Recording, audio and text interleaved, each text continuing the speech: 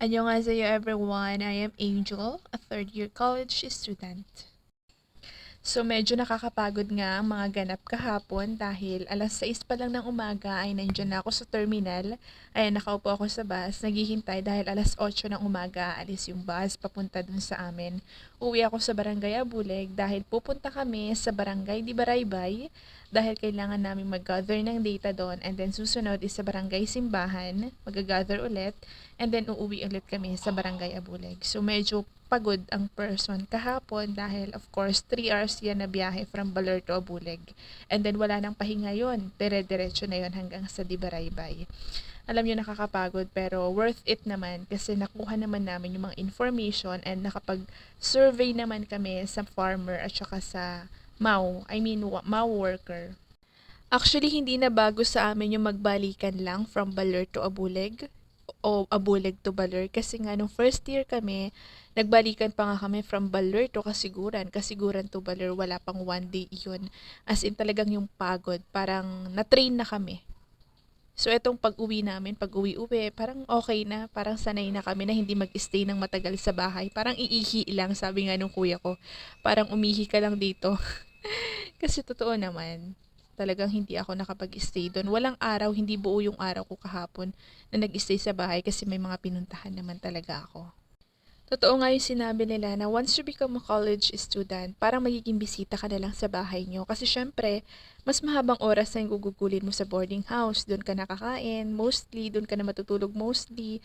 Actually, may mga pakiramdam pa nga ako na parang mas comfortable na ako matulog dito sa boarding house minsan. Minsan lang naman.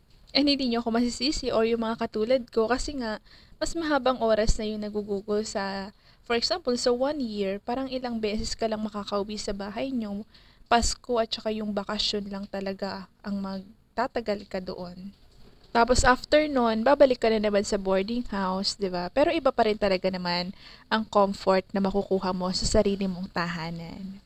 So, by the way, balik na tayo dito sa aking video. Masyado nang mahaba ang aking mga pinagdadaldal. And then, yan, finally nakaalis na rin kami.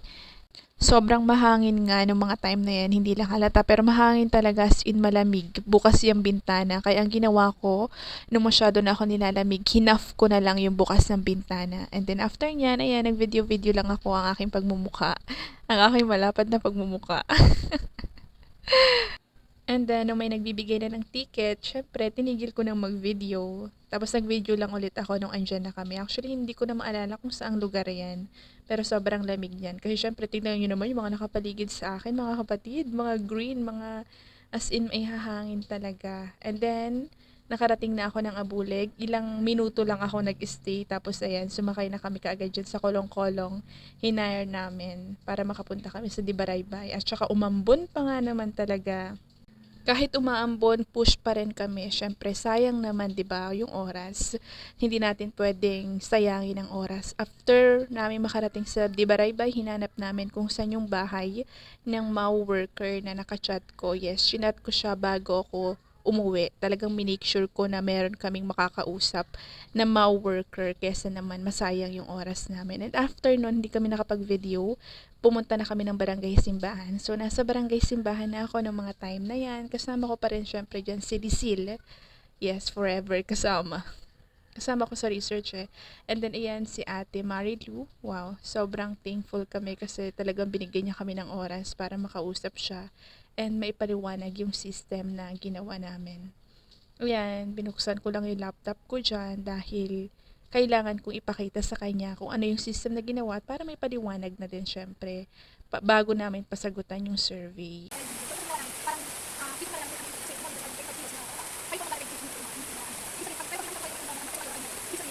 So, and after namin kay Ate Marilu, may mga farmer pa kaming na-interview dyan, pero hindi ko na na-videohan, syempre. Pero may documentation naman kami para sa aming research. And then, umuwi na kami dahil wala pa akong kain yung mga time na yan. And then, ayan, umaambon pa rin, pero medyo patilya na yata.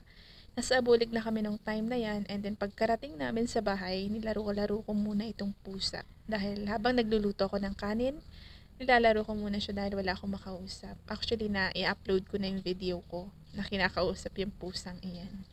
And then, konting saglit pa, dumating na ang aking papa and pakinggan nyo naman ang pinapanood niya, guys.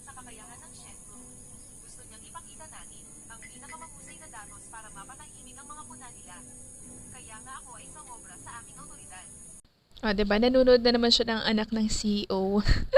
By the way guys, yan lang for today's video. Ngayon lang ulit ako nakapag-upload.